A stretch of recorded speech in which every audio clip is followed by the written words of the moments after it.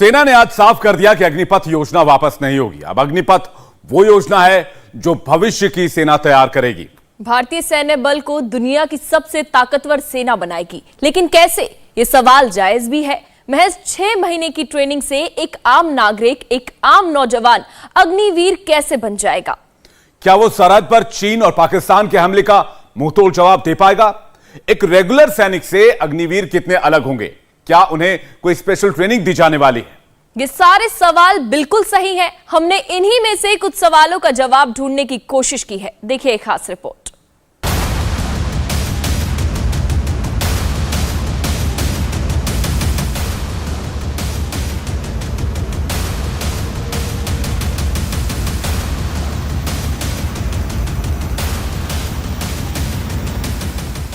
Agnipath scheme का मुख्य उद्देश्य न सिर्फ सेना बल्कि देश में एक महत्वपूर्ण बदलाव लाना है। देश के युवाओं को सेना से जोड़ने वाली परिवर्तनकारी योजना आने वाले समय में भारतीय सशस्त्र बलों को दुनिया में सबसे ताकतवर बनाएगी। 20 जून को अग्निपथ योजना के तहत भर्ती प्रक्रिया पर नोटिफिकेशन जारी हो जाएगा।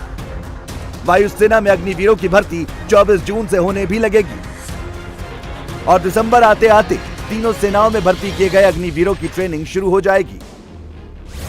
माना जा रहा है कि अग्निपथ योजना से भविष्य की सेना तैयार होने जा रही है, लेकिन इसी बीच देश में अग्निपथ योजना को लेकर विरोध भी हो रहे हैं। सबसे बड़ा सवाल यह है कि महज 6 महीनों की ट्रेनिंग में एक आम सिविलियन अग्निवीर कैसे बन जाएगा? केंद्र सरकार पहले ही बता चुकी है कि अग्निवीरों की ट्रेनिंग क्वालिटी से कोई समझौता नहीं किया जाएगा। उनकी ट्रेनिंग की अवधि भले ही कम होगी, लेकिन एक रेगुलर जवान की तरह उन्हें भी दुश्मनों से लोहा लेने के गुर सिखाए जाएंगे। दरअसल सैन्य बलों में अग्निवीरों का चयन नॉन कमीशन ऑफिसर के पदों पर किया जाएगा, जिसके लिए अग्निवीरों को करीब 24 हफ्तों की ट्रेनिंग दी जाएगी और फिर उन्हें सीधे सेना में पोस्टिंग दे दी जाएगी। भारतीय सेना विश्व की तीसरी सबसे बड़ी और शक्तिशाली आर्मी है। भारतीय सैन्य बलों में लगभग 14 लाख सक्रिय कर्मी हैं, जिनकी शक्ति और शौर्य प्रदर्शन से हमारे सशस्त्र बल पूरे विश्व में प्रसिद्ध हैं। लेकिन इसके पीछे का मुख्य कारण है सैनिकों की सशक्त ट्रेनिंग। अब अग्निपथ योजना के अमल में आने के बाद देश के सैन्य बलों में बड़ी संख्या में अग्निवीरों की भर्ती होगी और उन्हें ऐसे ट्रेन किया जाएगा जिससे वे आसानी से दुश्मनों को धूल चटा सकें।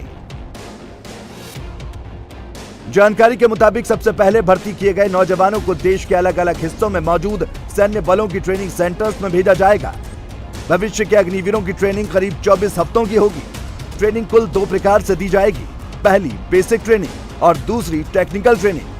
20 हफ्तों की बेसिक ट्रेनिंग में एक सिविलियन को पूरी तरह से फौज के अनुसार ढाल दिया जाएगा और बचे 4 हफ्तों में लड़कों को टेक्निकल ट्रेनिंग दी जाएगी। युवाओं को वो हर पहलू सिखाया जाएगा जिससे वे शारीरिक, मानसिक और स्वाभाविक रूप से मजबूत बने।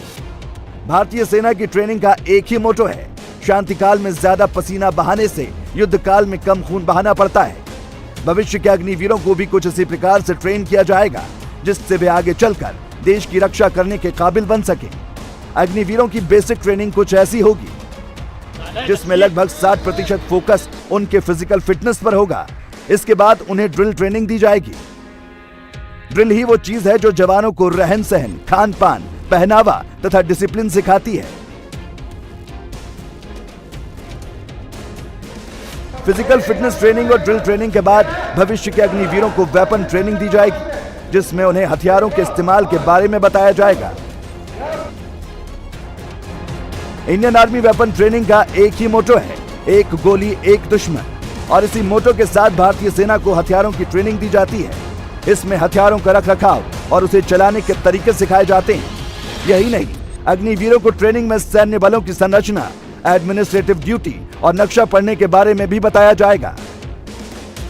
महज 24 सप्ताह में एक सिविलियन को पूरी तरह से फौज के माहौल में डाल दिया जाएगा। 4 साल के बाद क्या होगा?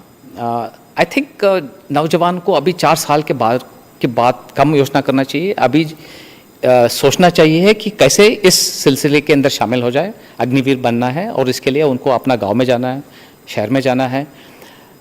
अग्निवीर के लिए जो रिक्रूटमेंट रैली कुछ हफ्तों के अंदर जो चालू होने वाला है, उसके लिए तैयारी करें। ये मेरी मोटे तौर पे मैसेज है।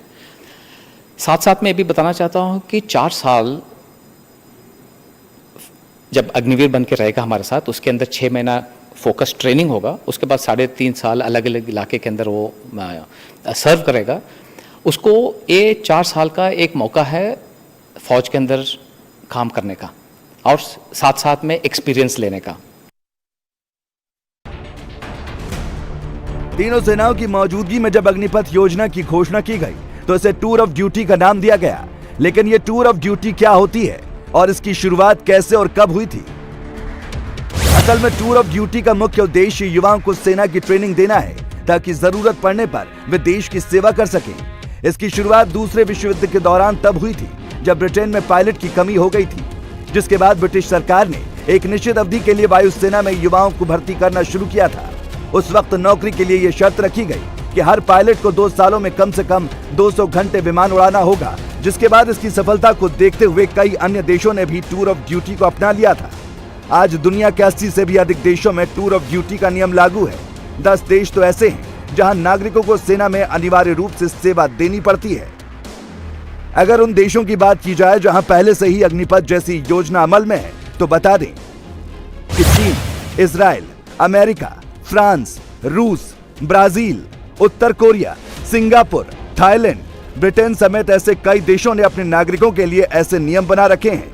इनमें से अधिकतर देशों में नागरिकों के लिए सेना में सर्व करना अनिवार्य है। कुछ देशों में तो सैन्य सेवा नहीं देने पर सजा का प्रावधान भी है। खास बात यह है कि जब कभी भी देश को युद्ध के समय अधिक सैन्य बल की जरूरत पड़ती है तो पहले से ट्रेंड नागरिकों को सेना में सेवा देने के लिए बुला लिया जाता है। हमारे देश में कोई भी नया कानून आता है तो सड़कों पर विरोध प्रदर्शन शुरू हो जाता है, ये जाने बिना कि वो योजना देश हित में कितना जरूरी है। अग्निपथ योजना को लेकर एक और सवाल होगा आपके मन में कि आखिर एक रेगुलर जवान के मुकाबले अग्निवीरों को कैसी सुविधाएं मिलेंगी और ये सुविधाएं पहले से कितनी अलग होंगी। अब तक एक रेगुलर सैनिक की मंथली सैलरी 25,000 रुपए हुआ करती थी, जबकि एक अग्निवीर को पहले साल 30,000 रुपए मंथली सैलरी के रूप में मिलेंगे, जो कि चौथे साल आते आते 40,000 हो जाएगी।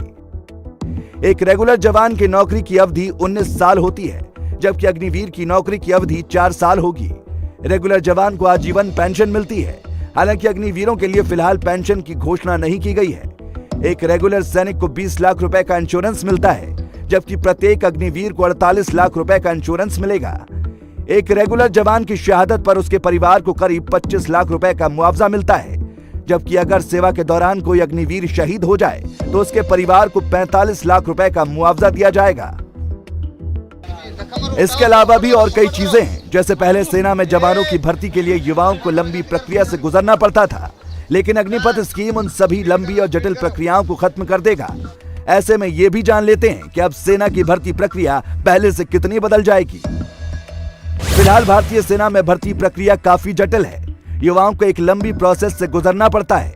कुल 3 तरीकों से 10वीं और 12वीं पास युवाओं का सिलेक्शन होता है। ऑफिसर रैंक पदों पर एनडीए परीक्षा और टेक्निकल एंट्री स्कीम के तहत भर्ती होती है, जबकि अन्य पदों पर जवानों का चुनाव भर्ती रैली के जरिए होता है। समय समय पर युवाओं के लिए भर्ती रैलियों का आयोजन होता है। इसमें फिजिकल टेस्ट के आधार पर नौजवान शॉर्टलिस्ट होते हैं। लिखित परीक्षा पास करने पर उम्मीदवार चयनित किए जाते हैं। इसके साथ ही एसएससी और टेरिटोरियल आर्मी परीक्षा के जरिए भी सेना में भर्ती होती है। लेकिन अग्निपथ योजना आने के बाद ये सारी समस्याएं खत्म हो जाएंगी।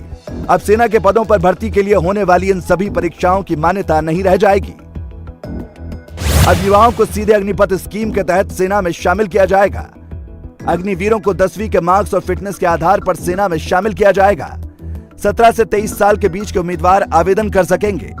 आवेदन करने वाले युवाओं के 10वीं में कम से कम 50% नंबर रहने चाहिए। भर्ती होने वाले युवाओं को 6 महीने तक ट्रेनिंग दी जाएगी और इसके बाद 3.5 सालों तक ट्रेनिंग दी जाएगी।